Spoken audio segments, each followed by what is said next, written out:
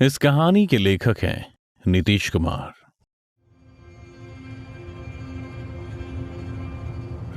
पापा, ये दादाजी ने अपने चेहरे पर ये रंग क्यों लगा रखा है? ये रंग नहीं है बेटा, इसको चंदन बोलते हैं। भूत कोला पर्व वाले दिन इसे शरीर पर लगाकर कोला देवी की आत्मा को अपने शरीर में बुलाया जाता है और फिर उनकी पूजा कर उनका आदर सत्कार किया जाता है। पर पापा, ये आत्माएं कैसे? बस अब और सवाल नहीं, अब चुपचाप से सो जाओ और ये फोटो मुझे दे दो, मैं वापस इसे बॉक्स में रख देता हूँ वरना ये मिस हो जाएगी। इतना कहकर हर्ष अपने बेटे ईशान को बिस्तर पर लेटा कमरे की लाइट बंद कर देता है और हाथ में पकड़े फोटो को एक नजर प्यार से देखता हुआ बस इतना कहता है, मिस यू बाबा। और फोटो फ्रेम को एक बॉक्स में रख बॉक्स बंद कर देता है।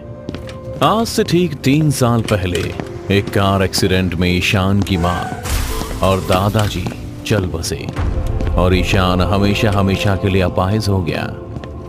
तब से उसके पिता हर्ष ने उसे बड़े ही लाड़ प्यार से पाला है। उसके प्यार में कभी कोई कमी ना रहे, इसलिए हर्ष ने कभी दूसरी शादी नहीं की। एक बड़े ओहदे के फॉरेस्ट ऑफिसर होने के कारण सरकार से सब कुछ मिला, पर पिछले 2 साल से उसका काम में मन नहीं लग रहा था। इसलिए उसने सरकार को चिट्ठी लिख अपना तबादला ऐसी जगह करवाया जहां से वो खुद भाग कर आया था, कर्नाटक का जंगल बिस्ले घाट। दरअसल हर्ष का जन्म इसी जंगल के गांव में हुआ था।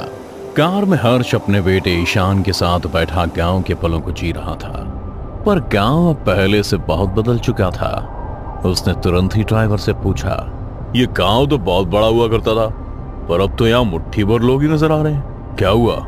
क्या यहाँ सरकार की सुविधाएं नहीं पहुंचती हैं? अरे साहब, आप फॉरेस्ट ऑफिसर हैं, कोई पुलिस कमिश्नर नहीं। क्यों फालतू के पछड़े में पड़े रहते? आपका जिम्मा जंगल और जानवरों की रक्षा करना है, इंसानों के लिए दूसरा डिपार्टमेंट है। ड्राइवर की बात सुन हर्ष गुस्से में आ गया था, पर तभी एक इंसान ने उसका हाथ पकड़ लिया, जिससे हर्ष समझ गया कि अभी ड्राइवर से बहस करना ठीक नहीं है जब तक कि वो पूरी बात जान नहीं लेता। कुछ घंटों के सफर के बाद हर्ष अपने बेटे के साथ बंगले पर पहुंच गया। उसका सरकारी बंगला उसी जंगल की सीमा पर बनाया गया था। सब सामान उतारने के बाद उसने ईशान को उसके कमरे में लिटा दिया और गार्ड्स को बुलाकर बोला, तैयार हो जाओ सब लोग, हम अभी जंगल में राउंड पर जा रहे हैं। हर्ष के इतना कहते ही सभी नौकरों और हवलदारों की हवाइयां उड़ गईं। सबके चेहरे पर डर साफ झलक रहा था, जिसे पहचान हर्ष ने पूछा, क्या हुआ? राउंड मारने के नाम पर तुम लोगों के चेहरे क्यों उतर गए? क्या जानवरों से डर लगता है? तभी नौकर ने बुदबुदाते हुए कहा, जानवर से नहीं लगता साहब, उस हैवान से लगता है। क्या कहा तुमने? हैवान? हर्ष ने एक नौकर को बुदबुदाते हुए सुन लिया था, पर इससे पहले वो शख्स पर कुछ दबाव बना उससे कुछ पूछता। तभी हवलदार ने कहा, छोड़िए ना साहब, ये साला चरसी है, जो मन में आते बक दे दे। वैसे आप वो जंगल में राउंड मारन का कह रहे थे, वो कल सुबह का कर लेते तो बढ़िया होता, और भी ऑफिसर आ जाते तब तक। और आप ही तो इतनी दूर से आए, तो पहले आराम कर लियो, फिर राउंड वाउंड मारत रहियो। हवलदार की बात सुन हर्ष गुस्से में आग बबूला हो गया। उसने तुरंत ही गुस्से में सबको फटकारते हुए कहा, जब से मैं आया हूं हर कोई मुझे नसीहत देने में लगा हुआ है, ये मत करो, ये मत पूछो। What the hell is this?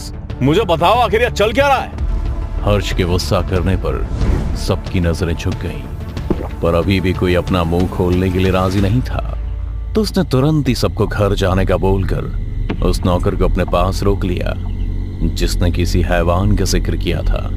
इस पर हवलदार बोला, सत्यानाश, अब ये साला भी जल्दी मरेगा। हर्ष और वो नौकर बंगले के बाहर बैठे बातें कर रहे थे। सर, 2 साल पहले यहाँ एक ऑफिसर अपने पूरे परिवार के साथ आया था। 2 बेटे, 1 बेटी और उसकी पत्नी सुमोना। उस ऑफिसर का नाम ऋषभ शेट्टी था। सर, उसे तंत्र मंत्र सिद्धियों का काफी ज्ञान था। उसका कहना था कि तंत्र मंत्र सिद्धियों की शक्ति से इंसान अमर भी हो सकता है। उसके पास जादू टोने की किताबों का भंडार था, जिसे वो रात भर पढ़ता रहता था। इसी पागलपन में उसने अपने परिवार के साथ मौत का तांडव किया। सबसे पहले अपनी खुद की बच्ची को पीछे के तालाब में डुबोकर मार दिया। उसके बाद अपने 2 बेटों को कुल्हाड़ी से टुकड़े कर दिए। फिर बीवी पर मिट्टी का तेल डालकर जला दिया। पूरे परिवार की बलि देने के बाद साहब आखिर में खुद बंगले के सामने पेड़ पर फांसी लगा ली। और ये सब उसने मध्य रात्रि में किया था। एक गार्ड ने उसे रोकने की कोशिश की, पर ऋषभ ने उसका भी पेट चीरकर उसकी अतड़ियां बाहर निकाल दी थी। हम जब सुबह वहां पहुंचे तब उसकी बेटी की लाश तालाब पे सफेद होकर तैर रही थी, मानो जैसे किसी ने उसके जिस्म का सारा खून चूस लिया। और घर पर बेटों के कटे हुए हाथ पैर और सिर के टुकड़े पड़े थे। साथ ही उसकी बीवी की जली हुई लाश आंगन में पड़ी थी और ऋषभ की लाश पेड़ पर लटक रही थी। बहुत ही डरावना नजारा था। इसके बाद हम गांव वालों ने उसे और उसके परिवार को घर के पीछे ही तालाब के पास जला दिया और उसी तालाब में उसकी अस्थियां बहा दी थी। लेकिन तब से ही इस जंगल को किसी की नजर लग गई साहब। गांव से लोग गायब होने लगे। जंगल से रात रात भर रोने की आवाजें आती थी। किसी को नहीं पता था कि आखिर क्या हो रहा है। इस हादसे के बाद सरकार से आदेश आया कि 2 गार्ड बंगले की पहरेदारी के लिए रुकेंगे, पर एक को तो ऋषभ की आत्मा ने भयंकर मौत दे दी, लेकिन दूसरा कुछ ऐसी डरावनी चीज देखकर भाग गया था और आज वो एक पागल खाने में पड़ा हुआ है। उस दिन से आज तक जो भी रात को इस बंगले में रुकता है वो सुबह पेड़ से फांसी लेकर आत्महत्या कर लेता है। तब से रात को यहाँ किसी को रुकने नहीं दिया जाता।